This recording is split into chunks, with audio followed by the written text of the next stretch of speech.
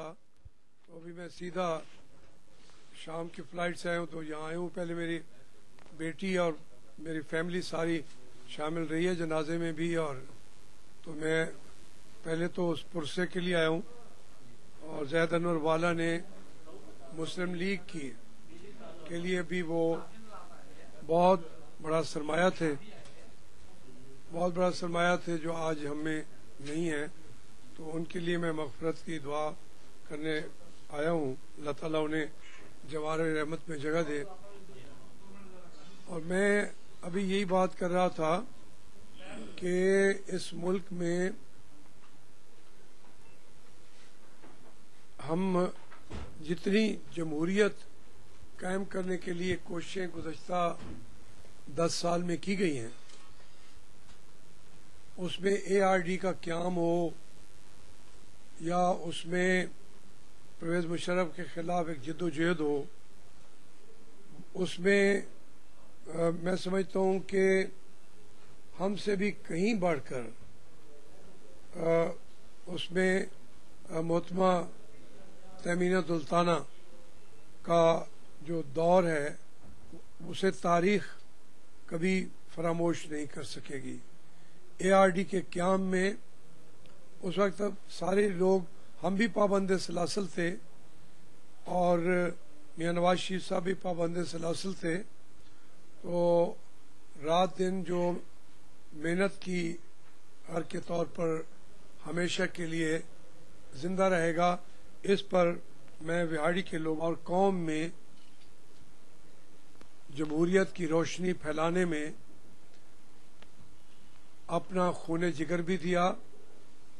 اور ہر کسی قربانی سے دریغ نہیں کیا. ہم جب سے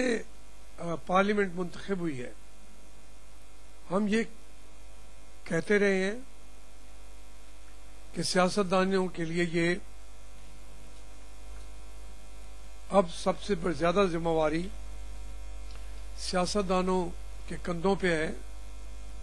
کہ وہ اپنے عمل سے ثابت کریں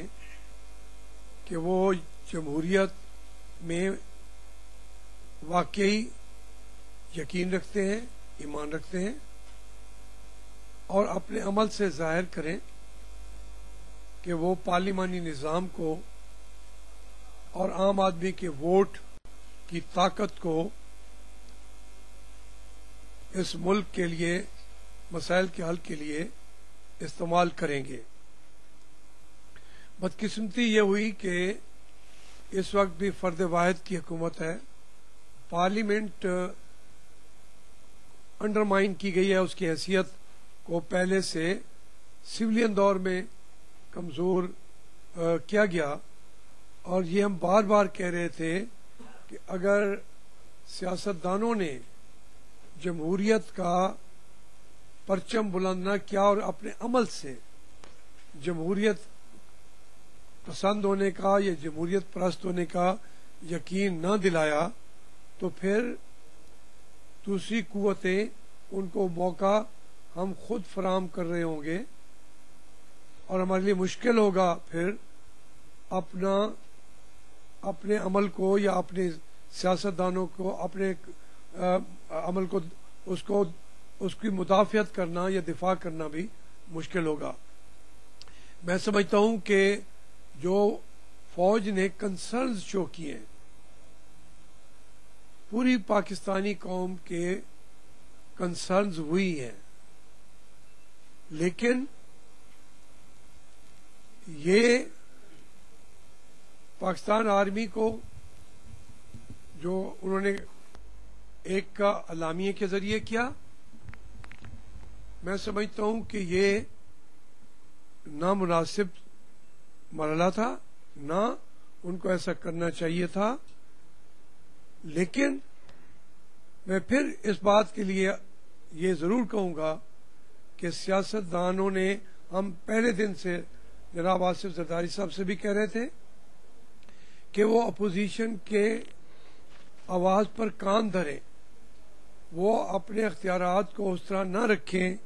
جس طرح مشرف صاحب نے رکھا تھا. تو چونکہ ایک کوئی تبدیلی اوینٹ بالادست ہوئی ہے تو اس لیے کی طرف سے پیغام آیا ہے، میں سمجھتا ہوں پارلیمانی نظام کو قبول کر لیں.